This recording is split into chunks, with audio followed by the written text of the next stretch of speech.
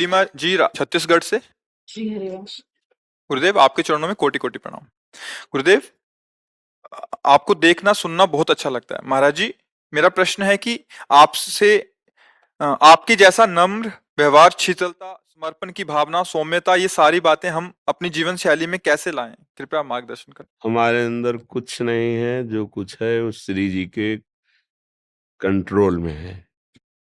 वो जैसे चला रहे हैं वैसे चल रहे हैं। जिसको कहते हैं प्रणाम करो तो प्रणाम कर लेते हैं, कहती डांट दो तो डांट देते हैं। हमारा अस्तित्व नहीं है, उत्तर है, आप समझ लो। जब तक आप अपना अस्तित्व रखेंगे तब तक दिव्य भागवतिक वैभव प्रकाशित नहीं होता। जब अपना अस्तित्व समर्पित हो गया, अब मेरा कोई अस्तित्व नहीं है। अगर मेरा शब्द जुड़ता है तो लाडली लाल ही है। अब वो अभी गुस्सा करवा दें तो हम नहीं, वो आपको प्रणाम करवा दें तो हम नहीं। आप कोई प्रश्न करते हैं उसका उत्तर वो दिलवा रहे हैं। ना हमें ज्ञान है, ना हम में कोई सद्गुण है, ना हम में कोई योग्यता है। अगर ये कुछ किसी को दिखाई दे रहा है तो मेरे प्यारे लाडले लाल की है, मेरे में कोई सामर्थ्य नहीं है। और सारे सद्गुण प्रभु का वर्ण करे हुए हैं। जो प्रभु का आश्रय ले लेता है तो सब उनको प्राप्त। जिसका हम चिंतन करते हैं उसी के सद्गुण आते हैं।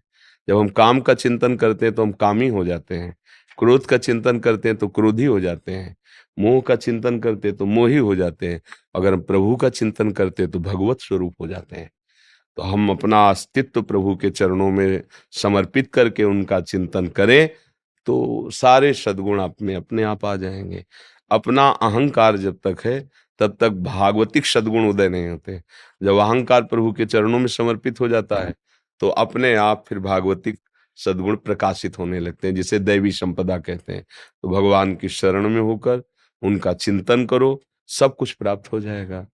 अपने कोई सद्गुण नहीं, अपनी कोई महिमा नहीं, अपना कोई ज्ञान नहीं। बोले बिहस महेश तब ज्ञानी मूढ़ न कोय, जस जहिका रघुपति करे तस ताहि छड़।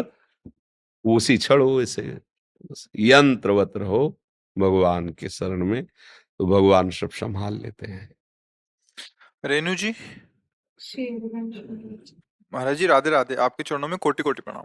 महाराज जी, प्रिय जानकी जी और श्री जी दोनों एक ही हैं महाराज जी? देखो, ज्ञान मार्ग से जब हम दृष्टि डालेंगे तो तत्व दृष्टि होती है। तत्व दृष्टि में कभी दो तत्व नहीं होते, एक ही परम तत्व है। एको ब्रह्म द्वितीयो नास्ति। ये हुआ अव्यक्त परमात्मा का स्वरूप। और जब वही परमात्मा सृष्टि लीला के लिए प्रकट हुआ तो एको हम बहुश्यामा, एक अहम बहुश्यामा। मैं एक बहुत रूपों में हो जाऊं तो जड़ चैतन्य शुभ अशुभ जो इतना वैभव वही परमात्मा बन गया। अब जब वो दिव्य लीला में, तो दिव्य लीला में वही प्रिया बन गया, वही प्रीतम बन गया, वही धाम बना हुआ है, वही प्रेम बना हुआ है, वही लीला सम। ये बड़ा छोटा समानता, ये सब बुद्धि का विवर्त है, ये बुद्धि की बातें हैं। एक ही परम तत्व है, वही विभिन्न रूपों में खेल रहा है। तुम्हें जो गुरुदेव ने नाम रूप दिया है उसको सबसे बड़ा मान करके उपासना करो, उपास्य देव की प्राप्ति हो जाएगी। इनमें कौन छोटा कौन बड़ा, समानता क्या है, ये सब बुद्धि की खेल है। यहाँ उपासक भावना से अपने लोग चल रहे हैं, यहाँ बुद्धि का खेल नहीं है, उपासना का खेल है। तो हम जिससे प्यार करते हैं वो हमारे लिए उससे बढ़कर कोई नहीं है। तभी तो प्यार होता है ना, प्रेम तभी होता है जब उससे बढ़कर कोई नहीं है। तो बस हम जिनको आराध्य देव मान लिया, गुरुदेव ने जो हमें उपदेश किया, उससे बढ़कर कोई नहीं। तो जब हम वर्णन करेंगे तो अपनी प्रियाजू की बात करेंगे। आप जब वर्णन करो तो अपनी सियाजू की बात करो, वही है, दूसरे थोड़ी है। और हमें किसी से पूछना थोड़ी है अपने प्यार के विषय में कि हमारी प्रियाजू छोटी हैं कि बड़ी हैं। तुम्हारे ज्ञान से मतलब नहीं, तो अपना ज्ञान अपने पास रखो। हमारे लिए हमारी प्रियाजू मेरे प्राणनाथ श्री श्यामा, हमारे लिए इस भाव से उपासना होती। तो ये जानकारी करने से या कहीं ना कहीं बुद्धि का ही खेल होता है, ये भी बात मन में मत रखो। समझ रहे ना कि प्रियाजू और सियाजू एक हैं कि नहीं। इसलिए सिद्धांत बताया, प्रियाजू सियाजू की तो बात जाले दो, चराचर जगत में एक ही है, दूसरा है ही नहीं, वही बना हुआ है। अब एक दिव्य लीला है, एक मायामयी लीला है।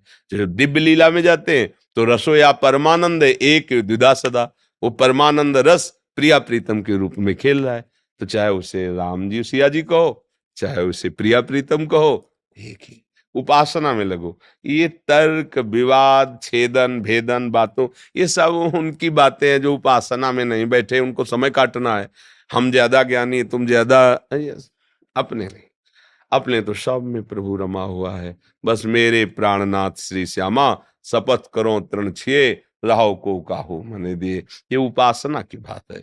अगर उपासना करनी है तो गुरु प्रदत्त उपास्य देव में सर्वोपम बुद्धि रख के उपासना करो, हो जाएगी बात।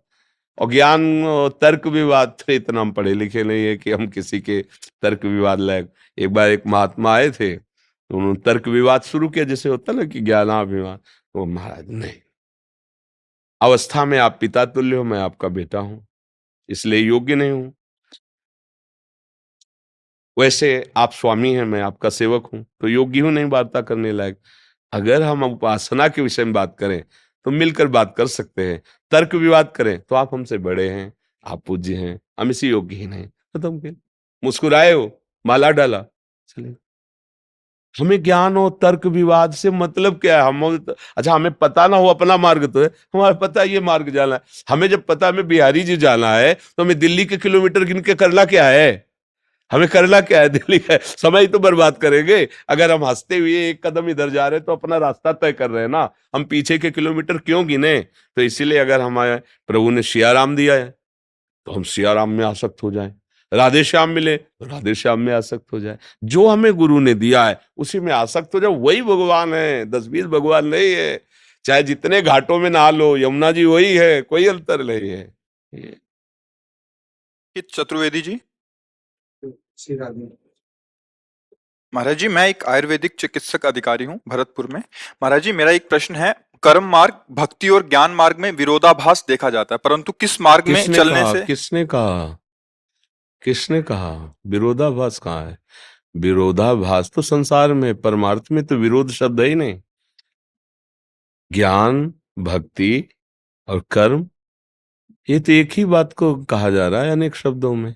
देखो तुम्हें हम बताते हैं, हमें बताना विरोधाभास कहाँ है। जब हम परमार्थ में चलने की बात सोचते हैं तो सबसे पहले हमें सत और असत का ज्ञान करना होता है। हमें क्या त्यागना है और क्या स्वीकार करना है, समझ रहे ना? इसे शास्त्रीय ज्ञान कहते हैं, इसे वैराग्य भी कहते हैं।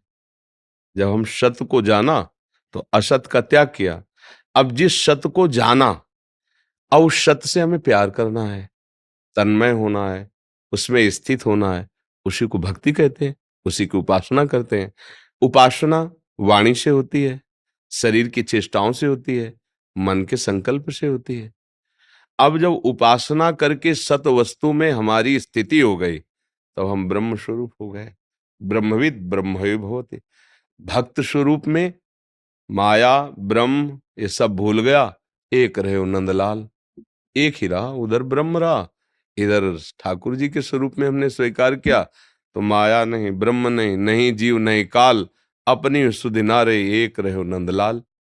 मुझे तो कोई भी विरोधाभास नहीं नजर। आपको आया क्या नजर विरोधाभास? जैसे प्रभु जी, जैसे ज्ञान नहीं है और कर्म करे जा रहे हैं, जैसे ये पंखा चल रहा है, इसको ज्ञान नहीं है कि मैं क्या कर रहा हूँ, मतलब ये तो बस चल ही जा रहा है, ये इसको पंखा चल रहा है, तुम कर पंखा थोड़ी हो।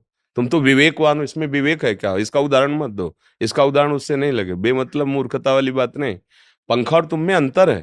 पंखा एक जड़ वस्तु है जिसको हम चलाते हैं, बिजली के पावर से ऑन ऑफ हम करते हैं। तो तुम पंखा थोड़ी हो, तुम तो विवेकवान व्यक्ति हो।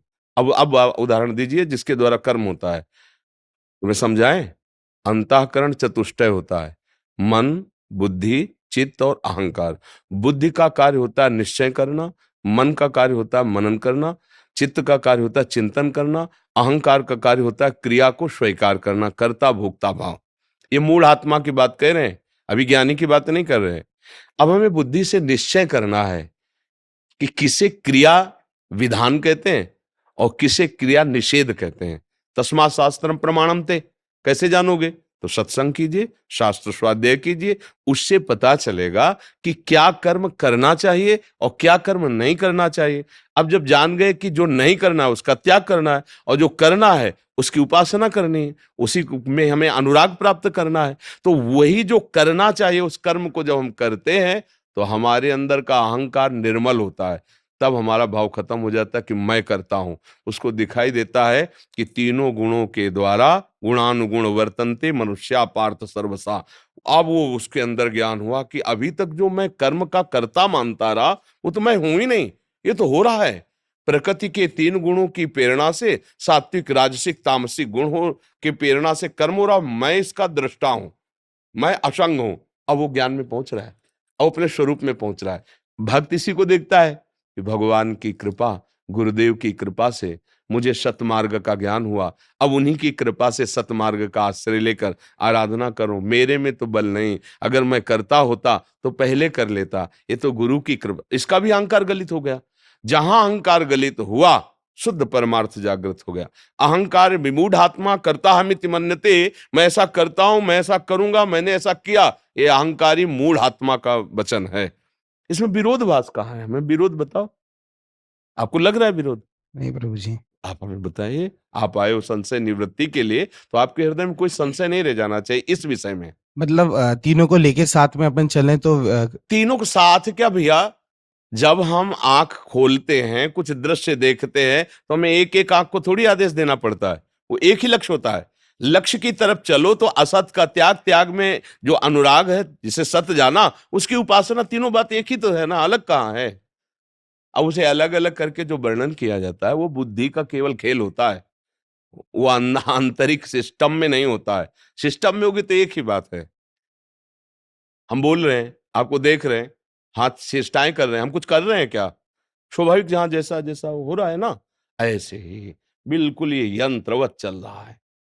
अब थोड़ा मतलब अभी आप मानसिक धरा पर बात कर रहे हैं, थोड़ा आध्यात्मिक धरा पर आइए, फिर उससे बात करो, फिर आगे चल करके कुछ कुछ हमें आज तक अलग नहीं लगा है, कुछ नहीं लगा। कोई संप्रदाय, कोई महापुरुष के वचन, वहां से जहां से वो बोल रहे हैं वहां खड़े हो जाओ, बड़े महापुरुषों की, तो आपको एक ही बात दिखाई दी, कुछ अंतर नहीं है, कुछ अंतर। हमें कहीं अंतर नहीं लगा।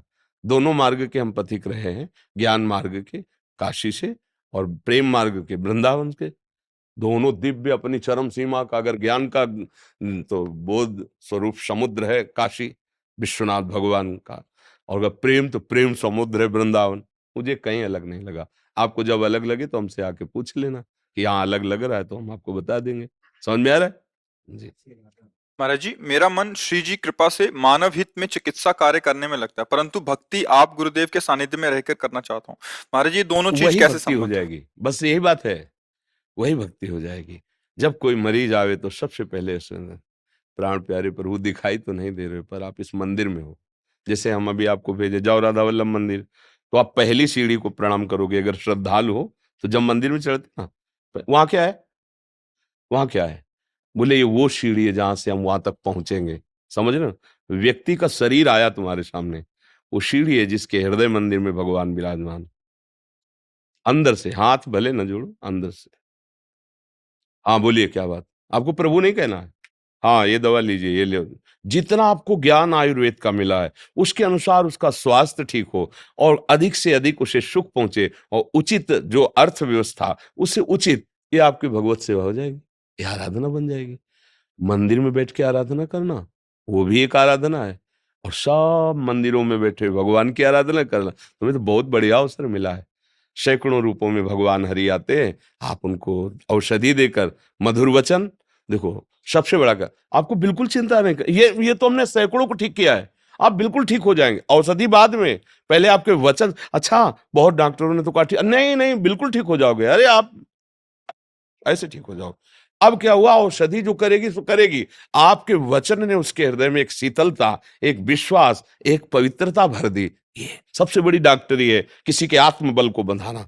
नहीं नहीं बिल्कुल कोई खास बात नहीं, ठीक हो जाओगे आप। हाँ, थोड़ा परहेज कीजिए, थोड़ा औषधि लीजिए, ऐसा आप विशेष इसका चिंतन मत कीजिए। आप ऐसे एक मधुर वाणी, उससे उसके जो अंदर बैठा हुआ भगवान है ना, वो देख रहा है, आप उसको लक्ष्य करके बात कर, हाँ ठीक है, आप तो सदैव ठीक ही हो प्रभु, ये शरीर कभी ठीक होगा ही नहीं। ये शरीर कभी ठीक नहीं होगा, कभी नहीं होगा, मरेगा। इसका क्रम है, रोज को रोज बिगड़ता ही जाता है। नहीं, बाल्यावस्था से देखो अभी तक बिगड़ ही रहा है, बिगड़ता चला जा रहा है, आगे और बिगड़ जाएगा और परिणाम इसका होगा कि एकदम छिन्न भिन्न हो जाएगा। पांचों तत्व तो अपने अपने में मिल जाएंगे, जल, अग्नि, वायु, आकाश, पृथ्वी सब अपने अपने में मिल गए और जो अविनाशी जीवात्मा है वो दूसरे शरीर में चला गया। अगर बात बना ले तो मुक्त हो गया, वो भगवान में लीन हो गया। तो आपके लिए तो बहुत बढ़िया उपासना है। अच्छा, जब मरीज नहीं आ रहे तो नाम जप कर रहे हैं, मरीज आए भगवान आए, कहना नहीं, ये व्यक्त नहीं किया जाता, वैसे ही बात करो जैसे बात करना है अपने स्वरूप में। वहां ठीक है, ऐसा ऐसा ऐसा कि एक आदमी 18 साल से डायलिसिस करा रहा था, वो बस ये सोच रहा था कब मरूं कब मरूं, और जब उसको हमारी बात सुनने को मिली ना तो आया, रो पड़ा, बोले अब मुझे कोई परवाह नहीं है, कोई परवाह नहीं, मेरी किडनी फेल है, डायलिसिस, अब मुझे कोई, क्या हुआ, क्या कोई औषधि मिल गई क्या, नहीं, वचन वचन, अरे इनको डायलिसिस होता है, इनकी किडनी फेल, ये इतने स्वस्थ रहते हैं, मुझे भी प्रसन्न रहे। देखो स्वस्थता का तुम्हें राशि बताएं, दोनों किडनी खराब है, भारी कष्ट रहता है, लेकिन हम कभी कष्ट में नहीं रहते। हम श्री जी के चिंतन में, श्री जी के चरणों के आश्रय में और उनके बल से प्रसन्न रहे। तो आप देखो, आपको लग रहा है हम डायलिसिस में हैं? कल डायलिसिस हुआ था। डायलिसिस के बाद जो कष्ट होता है वो वही जानता है जिसको डायलिसिस होता है। पूरी रात तड़पते रहते हैं, मतलब पानी पीना भी आंतों को बर्दाश्त नहीं होता जिस दिन डायलिसिस होता है। ऐसे अभी कुछ खाए पिए नहीं, सुबह से चल रहे, 1:30 बजे से दिनचर्या चल रही, कद 2 पौने 2 घंटे सत्संग ये सब, और अभी कब कितने लोग हमें पता नहीं, जितने होंगे सबको प्रसन्न करना, सबको संतुष्ट करना है, प्रश्न उत्तर करना है। इसके बाद 9:30 बजे के बाद यहाँ जाए, बीच में कुछ खाना पीना नहीं, वहां जाएंगे, जो पाया सो फिर पढ़े, जहाँ लेटो तो फिर कष्ट। अगर इसको हम अभी चिंतन करें ना तो अभी सैया पे मिलेंगे, है? तो हम कई बार कह चुके, किडनी भी सोचती बुरी जगह फंस गई होगा। तो इसलिए मस्त रहना सीखो, हम भगवान के अंश है, अविनाशी अंश है। हाँ, शरीर को लेकर के तो फिर कभी कोई सुखी हो ही नहीं पाया, और प्रभु को लेकर कभी कोई दुखी नहीं हुआ। अविनाशी के बच्चा है, अविनाशी के पास जाना है, क्या फर्क पड़ता है जी। घन जी गुजरात से। राधे राधे। महाराज जी, आपके चरणों में कोटि कोटि वंदन। प्रभु, मेरा स्वभाव रजोगुनी है, दोष दर्शन और कर्ता भाव रहता है। कई सालों से संसार से विरक्त हूँ। महाराज जी, 20 साल से गायत्री अनुष्ठान किया और शिव पार्थिविक पूजा सावन मास में किया। अब सीताराम जी की उपासना करता हूँ। महाराज जी, मेरा मार्गदर्शन करें कि मेरे में हृदय में प्रकाश हो उस परम तत्व का। आप कैसे अनुभव करते हैं कि आप में रजोगुण है? करता भाव रहता है वो, और थोड़ा दोष दर्शन होता है वो। हाँ, तो थोड़ा उसको विवेक के द्वारा संभालिए कि आप में सामर्थ्य क्या है। कोई सामर्थ्य नहीं, सामर्थ्य तो प्रभु की है ना, जिसमें प्रभु जितना बल देते हैं, बुद्धि देते हैं, विवेक देते हैं, उतने तो आप में जो भगवान ने बुद्धि दी, विवेक दी, सद्गुण दिए, वो भगवान ने दिए हैं, आपके तो है नहीं। अगर भगवान कृपा न करते तो आप भगवान के दासत्व का तिलक लगाकर भगवान के हो ही नहीं सकते थे। तो इसमें कृपा दर्शन कीजिए। अपना अहंकार तो कि मैं कुछ कर सकता हूँ, ऐसा तो असंभव है। तो आप गृहस्थ धर्म में रहे हैं। पहला धर्म में अभी तक है। हाँ, इसीलिए वो क्या है कि साधन पद्धति सही ना होने के कारण वो प्रकाश नहीं हो पाता है, अनुभव नहीं हो पाता है। तो इसी तभी हमें लगा कि आपकी इतनी अवस्था है और आप ऐसे वचन बोल रहे हैं, मतलब अभी तक बात क्यों नहीं बनी। 15 करोड़ जाप किया। खैर, इसका कोई बात है ये कि भगवान सर्व पाप नष्ट करने वाले हैं। आश्रय लेकर अब नाम जप पे लगो और कोई भी क्षण खाली न रहे, और जिसको देखो भले उसमें दोष दिखाई दे, मन से प्रणाम करो कि हे भगवान, मैं देख नहीं पा रहा हूं लेकिन आप हो, और वास्तविक हैं शब्द। कोई भी यंत्र चल रहा है बिजली से ही तो चल रहा है ना, ऐसे हम चराचर जगत भगवान से ही चल रहे हैं। पावर तो वही ना, वही अंतर ध्यान हो गया। तो चाहे जितना वीर हो, चाहे जितना विद्वान हो, चाहे कोई भी हो, खत्म खेल, कोई चेष्टा नहीं कर सकता। तो भगवान सब में वही पावर रूप से विराजमान है।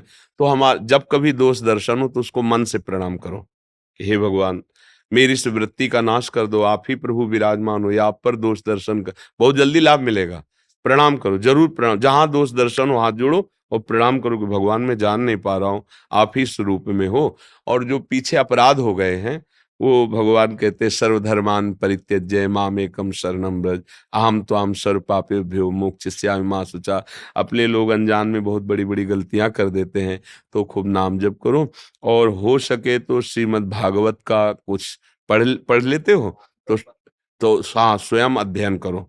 रोज जो है 2 4 10 अध्याय जितना भी समय आपके पास हो उसको अध्ययन करो, इस रूप में कि सामने ठाकुर जी को विराजमान कर लो और भागवत सुनाया करो। संस्कृत का अभ्यास है क्या? थोड़ा सा। तो अगर अशुद्ध हो तो हिंदी से ही सुना दो, भगवान तो सब भाषा के ज्ञाता है ना, हिंदी से सुना दो। और भागवत करने के बाद 10 15 20 मिनट नाम कीर्तन करो, मंजीरा या ताली से, जो नाम आपको गुरुजी ने दिया हो, खूब जोर जोर से नाम कीर्तन करो। अभी देखो सुधार शुरू हो जाएगा। और खान पान जो है ना, वो थोड़ा सात्विक करो, और ऐसे लोगों के बीच में ना बैठो जो प्रपंचिक बातें करते हो, गांव गली की बातें, संसार। अभी घर में रहते हो क्या अपने गांव में? गाँव में, लेकिन बाहर नहीं निकलता, भजन ही करता हूँ। खान पान में घर का ही खाता हूँ, बाहर नहीं। हाँ, फिर भी चलो, वृद्ध शरीर है, आप खूब नाम जप करो, नाम कीर्तन करो, ठीक है जी। कविता जी जोधपुर से। राधा वल्लभ श्री हरिवंश गुरुजी। गुरुजी, यदि स्वरूप प्राप्ति हो जाती है तो हमें भगवान का आनंद कैसे प्राप्त होगा? क्योंकि कल स्वरूप किसी में कल किसी सखी ने भी पूछा था, मोक्ष सुख का क्या सुख है, भगवान के दर्शन होते तब कैसा लगता है। अब ये बच्चों वाली बातें हैं। अच्छा, हम एक सीधी बात कहते हैं, आपको गुलाब जामुन पाया, आपसे पूछा कैसा लगता है, बोले मीठा लगता है। नहीं, कैसा मीठा लगता है? नहीं, बहुत मीठा लगता है। नहीं, कैसा बहुत मीठा होता है? तो तीसरा उत्तर आपका होगा कि आप खा के देख लीजिए, होगा ना। एक पार्थिव वस्तु के सुख का आप वर्णन नहीं कर सकते, फिर चिदानंद भगवान के सुख का कैसे वर्णन किया? वो तो आप अनुभव गम में भजे, आप चलो उस मार्ग में और उसका अनुभव कीजिए तो खुद पता चले। और उसमें बहुत बढ़िया लगता है, बड़ा आनंद आता है, तो कैसा बढ़िया लगता है, कैसा आनंद आता है? नहीं, बहुत बढ़िया लगता है, बस इसके आगे कुछ बोल नहीं ले सकता, और क्या बोल सके, क्योंकि अनुभव गम में बात है। क्यों? महाराज जी वो कहते हैं कि अब इस पथ पे चलेंगे तो खुद ही कृष्ण स्वरूप भगवत स्वरूप होके रह जाएंगे, तो हमें भगवान का आनंद कैसे मिलेगा? हम ही भगवान बन जाएंगे तो अब भगवान का आनंद कैसे लेंगे? बात ऐसी नहीं है, उसको समझो। बात ऐसी नहीं कि हम स्वयं भगवान बन जाते हैं, ऐसा नहीं होता। चिंतन करते करते इस शरीर का चिंतन छूटा। हम शरीर तो है नहीं ना, पक्की बात तुम्हें पता है ना, कोई स्त्री है ना कोई पुरुष है। एक पोशाक है, प्राकृतिक पांचभौतिक पोशाक है ये। जो हमारा स्वरूप है, जिसे आत्मा कहते हैं, वो भगवान का अंश है, तेज अंश है, ज्योतिर्मय, आनंदमय, चेतन, अमल, सहज, सुख राशि। और जब हम भगवान का चिंतन करते हैं, चिंतन करते करते हमारे पूरे के पूरे क्षेत्र में केवल भगवान होते हैं, और मैं चिंतन कर रहा हूं ये खो जाता है। यही तदात्म्य स्थिति हुई, तो है ना भगवान। वो भगवान के रस में डूबा हुआ है। ऐसा थोड़ी कि मैं भगवान बन गया, भगवान दूसरे हो गए। ये अभी स्थिति नहीं है ना, इसलिए आप नहीं समझ पा रहे। मम दर्शन फल परम अनुपा, जीव पाओ निज सहज स्वरूपा। भगवान और स्वयं में भेद नहीं रह जाता है, अभेद दर्शन। जैसे हमारी सेवा में जो, तो हमारे समान ही उनको ज्ञान होना चाहिए, और हमारे में ही आसक्त होना चाहिए, और हमारे जैसे होना चाहिए, तभी तो हमारी सेवा कर सकते हैं, नहीं थोड़ी कर पाएंगे सेवा। अच्छा, जो हमारे जैसे हमारे समान है, तो सेवा का उनको आनंद मिल रहा है, और प्रभुमय है। और जैसे हमारा नाम है प्रियाजू की शरण में, ऐसे इन सबका नाम प्रियाजू की शरण में। मतलब इतना हम में और इनमें इतना अंतर नहीं है। अगर आप सच्ची श्रद्धा रखते हो तो आप कहोगे कि ये गुरु स्वरूप ही है, क्योंकि ये गुरु के निरंतर सानिध्य में रह के सेवा करते हैं, तो मेरी दृष्टि में गुरुदेव और इनमें कोई फर्क नहीं। वही भाषा हम बोलते हैं, भक्त और भगवान में किंचन मात्र अंतर नहीं है, क्योंकि वो भगवत स्वरूप हो गया है। जब कोई भगवान की नित्य सेवा में जाता है तो भगवान का स्वरूप होके ही जाता है। गीध ते देह तज धरि हरि रूपा। पर अब क्या है कि बहुत छोटी बुद्धि है, तो वहां तक पहुंच नहीं पा रही। तो लगता है जब मैं भगवान बन जाऊंगा तो भगवान का कैसे आनंद। महाराज जी, वो जब मन बुद्धि नहीं होंगे हमारे पास, तो उनका आनंद कैसे प्राप्त? ये प्राकृतिक मन बुद्धि अभी तक जो पार्थिव चिंतन करते हैं, इनका नाश होता है, और यही चिदानंद हो जाते हैं। समझ रही ना? देखो, जैसे पीला कपड़ा है, तो ये सूत ही ना, रंग पड़ गया तो पीला हो गया। लाल पड़ गया तो लाल हो गया। मुख्य है क्या? श्रुते ही है ना था। मुख्य भगवान ही सब रूपों में है। एको हम बहुश्यामा, भगवान ही सब रूपों में बने हुए हैं। अब हमने उसमें रंग डाला, दास्य भाव, वो दास बन गया। सख्य भाव, वो सखा बन गया। गोपी भाव, वो गोपी बन गया। सहचरी भाव, उसे रंग है, ये भाव का, प्रेम का रंग है। दास्य रंग, सख्य रंग, ये अब चूंकि थोड़ा अध्यात्म की ऊंचाई पर चलो तो तुम्हें समझ में आए। कितना नाम जप करते हो? महाराज जी कीर्तन करते 15-20 मिनट सुबह और 15-20 ये जलपान से काम नहीं चलेगा, राजभोग चाहिए, चक्क भोजन से पेट तब भरेगा। जल बाल भोग से चल जाएगा क्या काम है? बाल भोग को क्या कहते हैं? ब्रेकफास्ट। ब्रेकफास्ट नहीं, वो दोपहर वाले को क्या कहते हैं? लंच। डट के जब छक के पाओ तब समझ में आएगा। ये 10-15 मिनट कीर्तन से नहीं, कम से कम 4 घंटे, 5 घंटे, 24 घंटे में अंदर से भजन, बाहर से शांत, तब तो बात है। अब हम देखो खड़े हैं 10 हाथ गड्ढे के नीचे और बात कर रहे हैं एकदम आखिरी मंजिल वाली, तो कैसे समझ में आएगी? थोड़ा तो आओ, 1-2 फ्लोर भी तो चढ़ के आओ तो कुछ फिर ऊंचाई पे समझ में आए। नाम जप करो खूब।